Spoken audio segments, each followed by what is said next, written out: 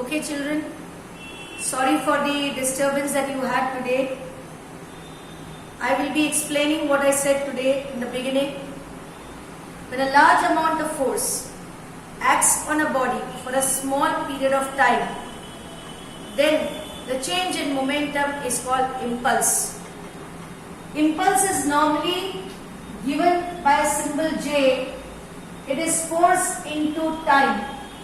The formula for impulse is force into time and the unit is Newton second. There are some problems in your textbook, in your respective textbook, which talk about impulse. But before we go to impulse, we'll talk about collision.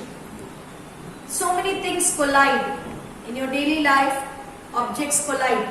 When they collide, there is a transfer. That means there's a force that is acting on one body due to the first and force acting on the first body due to the second.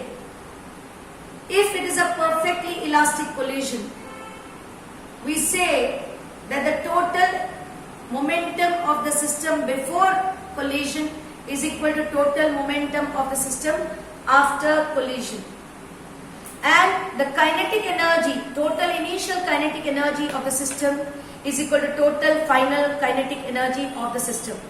But if it is inelastic collision, the bodies will stick together and will move together after collision. That means they do not separate like they used to separate in an elastic collision. So an inelastic collision is that in which there is a loss of kinetic energy because the bodies may get deformed after the collision. We are going to learn how to derive an expression for the final velocities of the body after collision. For example, when you are playing carrom, if you assume perfectly elastic collision, the board is very smooth, friction is very low, you will say that the momentum of the striker and the coin, whatever was the total momentum before collision, should be equal to the total momentum after the collision. If it is perfectly elastic, the kinetic energy is also conserved. Here is a formula which will help you to understand what are the final velocities if you are able to measure the initial velocities of the body. So M1 and M2 are the masses of the particles. U1 and U2 are the initial velocities of both the particles. V1 and V2 are the final velocities of both the particles. By law of conservation of momentum, total momentum before collision is equal to total momentum after collision.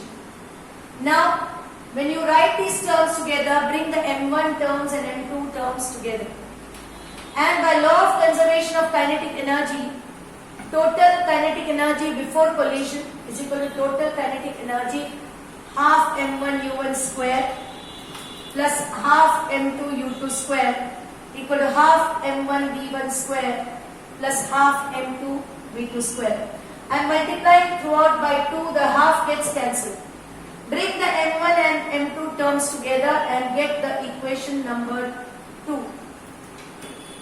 Now divide second equation with 1. In that case, you can see you are left with U1 square minus V1 square upon U1 minus V1 is U1 plus V1. V2 square minus U2 square upon V2 minus U2 is V2 plus U2. So V2 is equal to U1 plus V1 minus U2. I substituted this in equation 1. Wherever V2 was coming, I put that expression.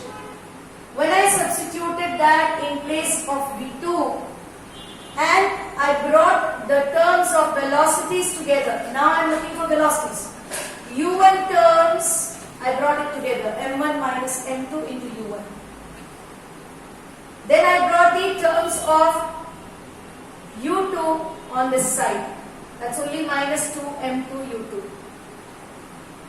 And after that, I brought M1 plus M2 into V1 here. Now I divided the entire equation with M1 plus M2. You have to remember this value.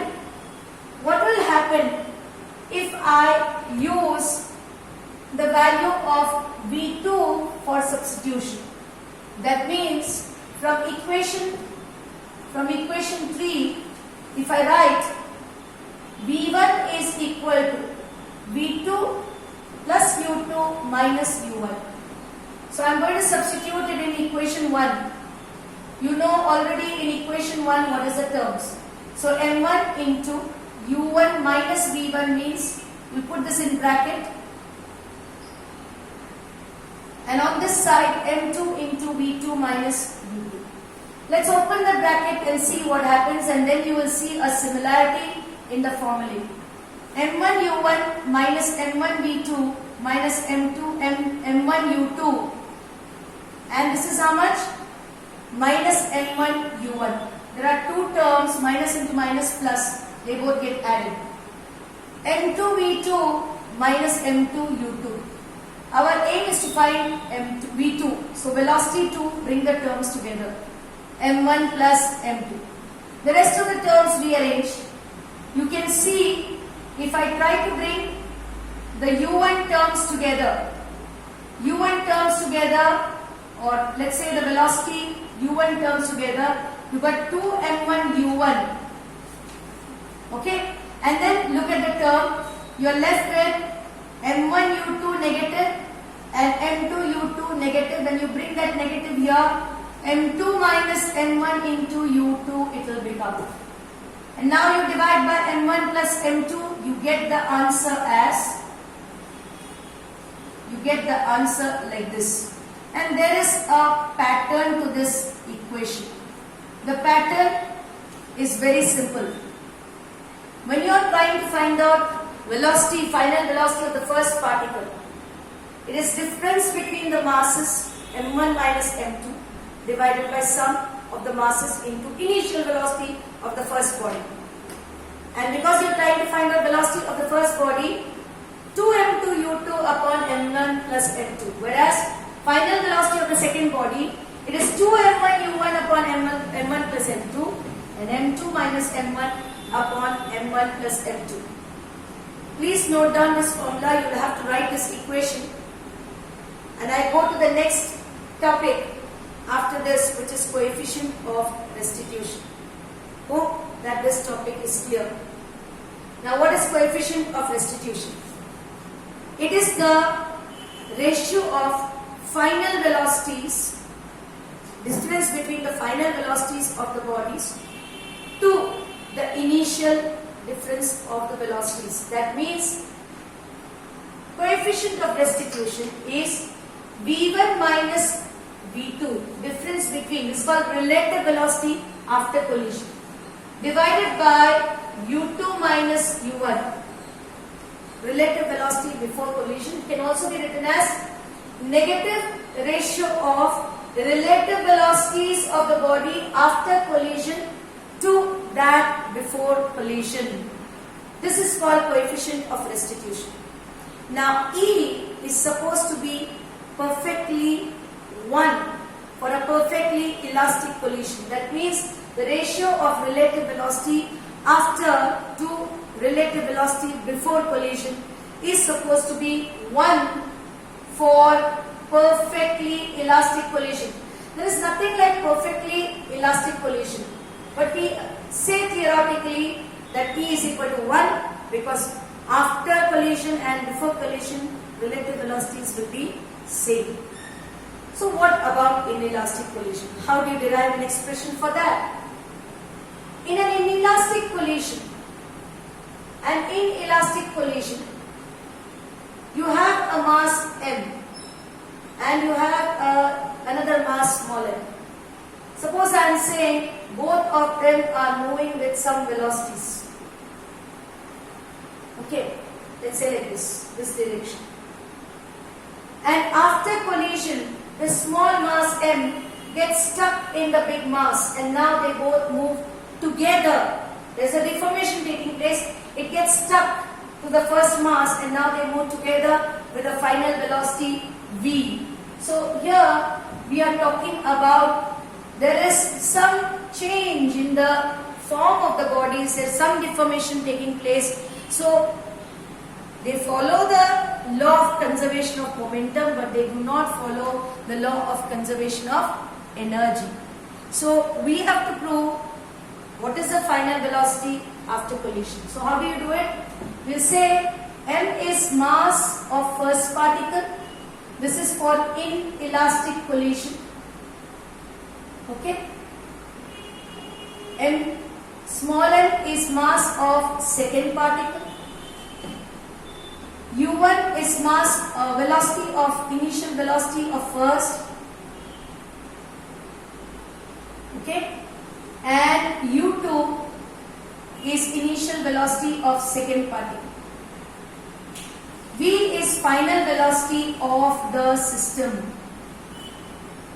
So by law of conservation of momentum, I am writing it in short. Final momentum is m plus m into v is equal to mu1 plus mu2. So final velocity is mu1 plus mu2 divided by m plus m. This is the formula for final velocity of a particle or two particle system mass in an inelastic collision. Now we have to prove that kinetic energy is lost. And in such cases, for a perfectly inelastic collision, we say coefficient of restitution is 0. Why? Because both of the bodies stick together and they both move with the same common velocity, so v minus v will be 0. Whatever may be their initial velocity, the relative velocity is 0 because they both are moving together. So for a perfectly elastic collision, E is 1, and for a perfectly inelastic collision, E is equal to 0.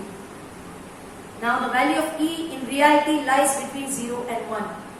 So how do you prove that kinetic energy is lost?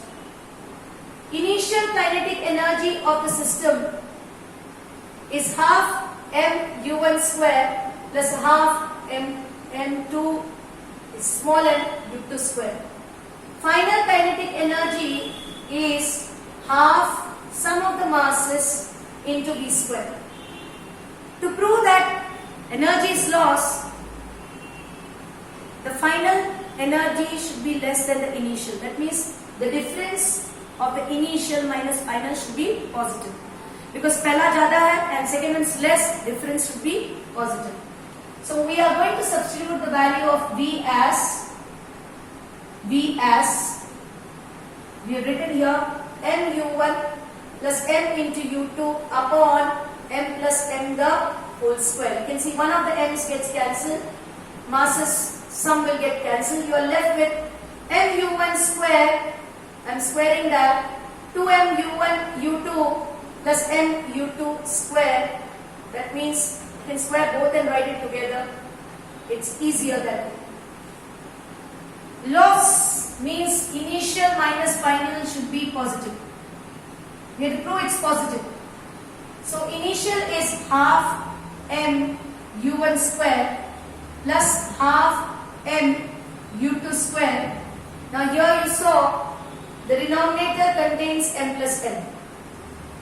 This will be half this entire expression m square u1 square small m square u2 square plus 2 u1 u2 as it is divided by m plus m. A half can be common. M into m square u1 square. Capital M into m square u2 square. Small m into m u1 square. Small m into capital M u2 square. Now we are talking about the difference. So minus m square u1 square. First term cancel. Minus m square u2 square. Okay, so we are actually, this one should be small m. This one should be m u2 square. Okay, this should be m square u2 square. So you can see when this is multiplied, it is okay. When this is applied, small m. When small m is multiplied, the third term is into u1 square and m square u2 square gets cancelled now. Minus 2 u1 u2 divided by m plus n. Look at the formula. Look at the formula.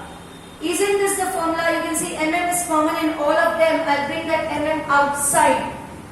When I bring mm outside and m plus n below, you are getting u2 square plus u1 square minus 2u1 u2. This is nothing but u1 minus u2 the whole square. Now whether the first velocity is more or second velocity is more, difference and that square will always be positive. So we say this expression, loss in kinetic energy, is always positive because masses can never be negative. So this is positive. Square of the difference can never be negative. It is positive.